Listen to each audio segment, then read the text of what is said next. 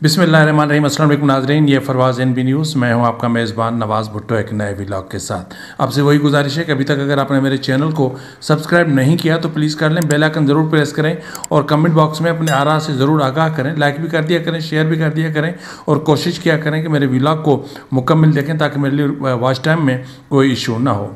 बलूचिस्तान में targeted operation के ज़रिए रियासत BLA के ख़िलाफ़ तमाम अहदाफ हासिल करने में कामयाब हो चुकी है। क्या BLA के नेटवर्क को तबाह किया जा चुका है?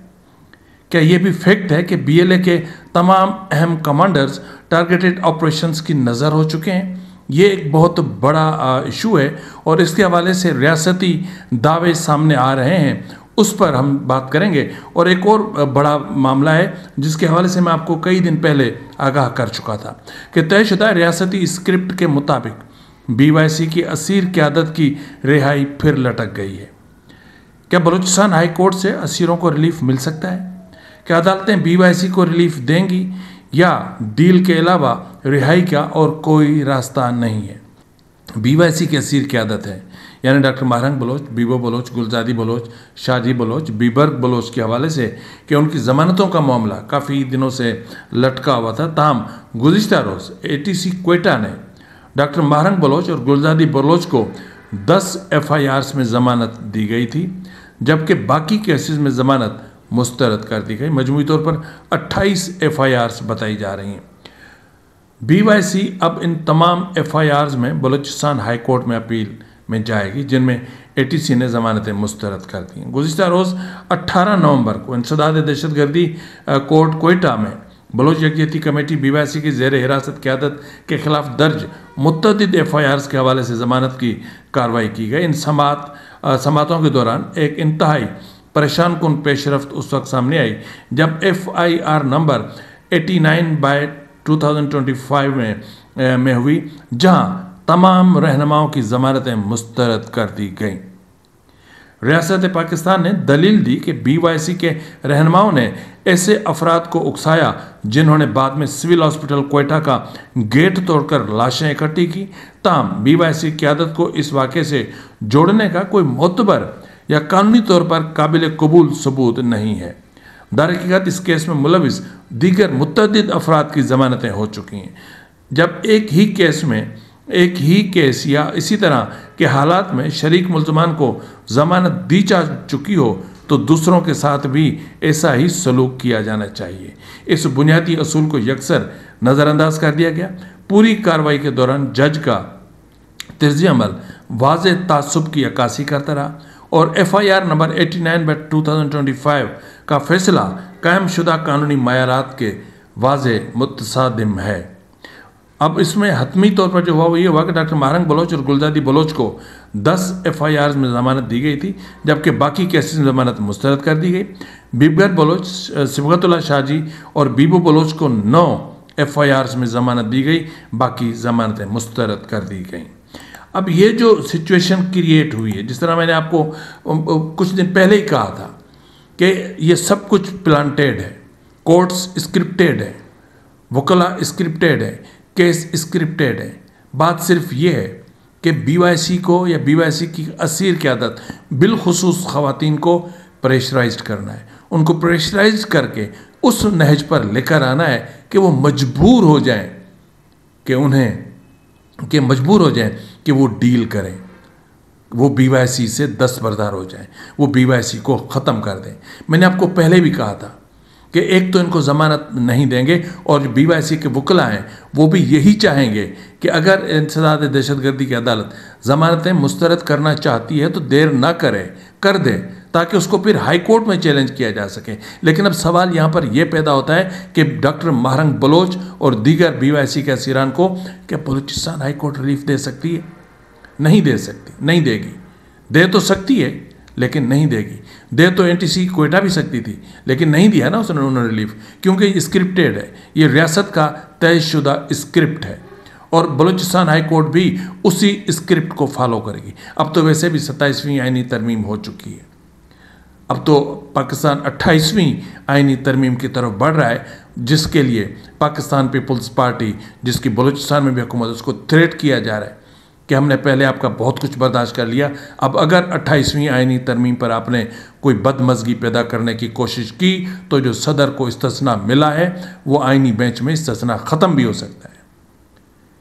यानी एक ऐसा जुर्म जो जितना वो जो कुछ करना चाहे वो कर ले, लेकिन उसके खिलाफ कोई आइन कानून इजाज़त नहीं देता कार्रवाई करने की, इतना बड़ा इस्तिस्ना।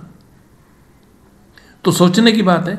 लेकिन उसी जाहिर है कि अब अदालतें 27वीं आईनी तरमीम को मद्देनज़र रखते हुए चलेंगी।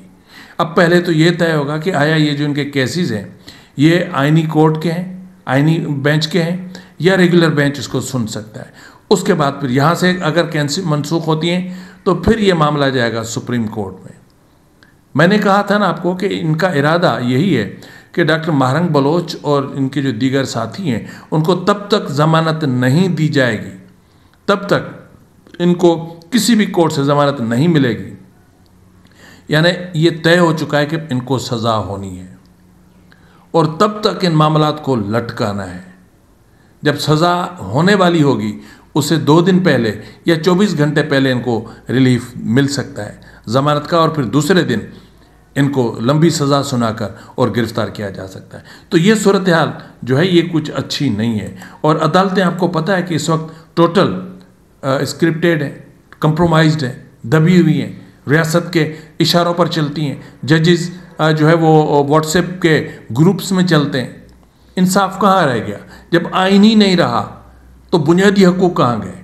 जब आइन ही अपना दिफा नहीं कर सका तो कौन आइन में दिए गए इंसानी हकूक़ का दिफा करेगा?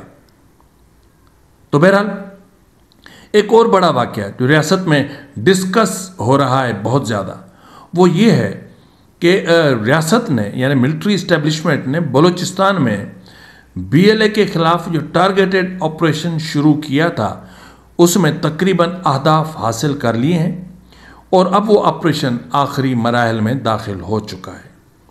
तो जब ये ख़बर सामने आई है, ये जो दावा सामने आया, तो उसके बाद फिर यकीनन कई सारे सवाल उठते हैं कि कैसे।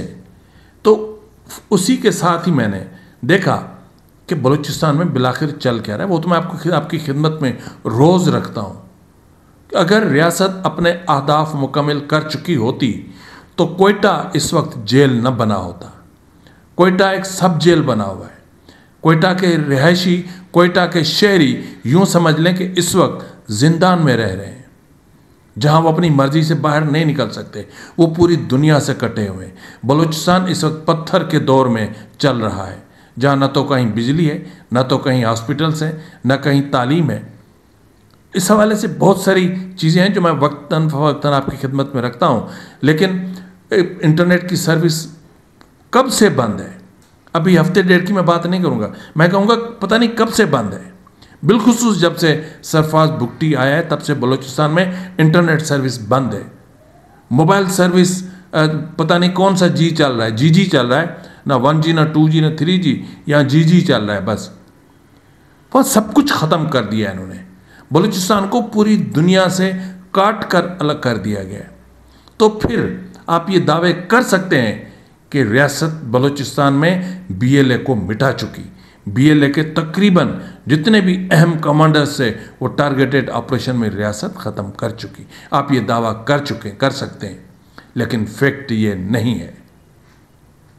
फैक्ट ये है कि मैंने कल भी आपकी खिदमत में रखा था कि BLA ख़ुद को रीस्ट्रक्चरिंग अपनी कर रही है, अपनी तंजीमें नो कर रही है, तश्कीलें नो कर रही है, ख़ुद को समेट कर एक मुनज़्ज़म और एक बहुत बड़े हमले के लिए ख़ुद को तैयार कर रही है मुबैना तौर पर। ये मेरी इत्तलात हैं जो बलूचिस्तान के मसाइल पर या मामलात पर गहरी नज़र रखते हैं। जब उनसे आप डिस्कस करते हैं तो आपको यही जवाब मिलेगा कि BLA जो 2 कदम पीछे हटी है अब 4 कदम बढ़कर हमला करेगी।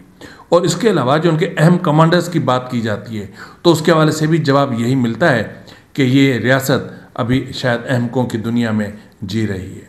फैक्ट ये है कि पसपा बलूचिस्तान में रियासत हुई है या हो रही है। आज ही की मैं आपको बात बता देता हूँ। जब मैं ये जो BLA के हवाले से जब बात चल रही थी तो बलोच लिबरेशन आर्मी ने पंजगूर और जाफराबाद में पाकिस्तानी फोर्सेस पर हमलों का दावा किया। इसमें बहुत ज़्यादा हलाकतों की इतलात भी मौसूल हो रही हैं। और अगर हम केच अपडेट की बात करें तो रियासती बिहेवियर आपके सामने नंगा होकर खड़ा हो जाएगा। रियासती बिहेवियर की बात करें तो आपको शर्म आएगी कि आप किस मुल्क में रह रहे हैं। केच की अपडेट ये है कि बलूचिस्तान के ज़िला केच के इलाके मंद में गुज़िश्ता रोज़ फोर्सेस ने पिकनिक मनाने वाले अफराद पर जिन पर हमला किया था, और हमले के नतीजे में आपको पता होगा कि 5 खवातीन समेत 12 अफराद को जबरी तौर पर हिरासत में लिया गया और फिर उनको कैंप ऑफिस मुंतकिल किया गया, जहां उन पर वहशियाना तशद्दुद किया गया, जिसके नतीजे में एक शख्स जाँ बहक और दूसरा ज़ख्मी हुआ। ज़ख्मी शख्स ताहाल फ़ौज की तहवील में है। इस नौयत के वाक़यात इससे कबल चमालमिंग और बुलेदा में भी पेश आ चुके हैं, जहाँ पिकनिक मनाने वालों को निशाना बनाया गया था। आपने प्रेशर में आकर ख़वातीन को तो छोड़ दिया, लेकिन साथ में डेड बॉडी भी दी। जब एक ज़ख्मी आपने अपने पास रखा और एक डेड बॉडी देकर 5 औरतों और बाकी बच्चों को आपने वहाँ से निकाला होगा, तो आपके लिए कितनी मोहब्बतों के फूल समेट कर वो निकलेंगे। और फिर मस्तोंग में मुसल्लह अफराद ने फोर्सेस के कैंप पर एक ग्रेनेड से और लॉन्चर से बड़ा हमला किया है। केच मंद में 3 मुख्तलिफ कार्रवाइयों में 5 एहलकारों की हलाकत और 2 के शदीद ज़ख्मी होने और एक पुल के तबाह होने का दावा किया है बलोच लिबरेशन फ्रंट ने, BLF ने। और फिर कोयटा स्पेनी रोड पर पाकिस्तानी फोर्सेस पे दस्ती बम हमला हुआ है, जिसकी जिम्मेदारी फिर BRG ने कबूल की है। केच बलगतर में आज दोपहर को पाकिस्तानी फ़ौज के एहलकारों को उस वक्त हमले का सामना करना पड़ा जब वो फ़ौजी काफ़िले को सिक्योरिटी फराहम कर रहे थे। बुलेदा के इलाके ज़ेरदान में मुसल्लह हमला आवरों ने 4 फ़ौजी एहलकारों के काफ़िले को सिक्योरिटी फराहम करते हुए निशाना बनाया। 2 मोटरसाइकिलों पर सवार फ़ौजियों को गश्त के दौरान घात लगाकर निशाना बनाया गया, जिसमें 2 एहलकार मौके पर ही हलाक हो गए और BLF ने इसकी जिम्मेदारी कबूल की। मेरे ख्याल में ये मैं आपको बता चुका हूँ। तो ये तो है बलूचिस्तान की सूरत हाल।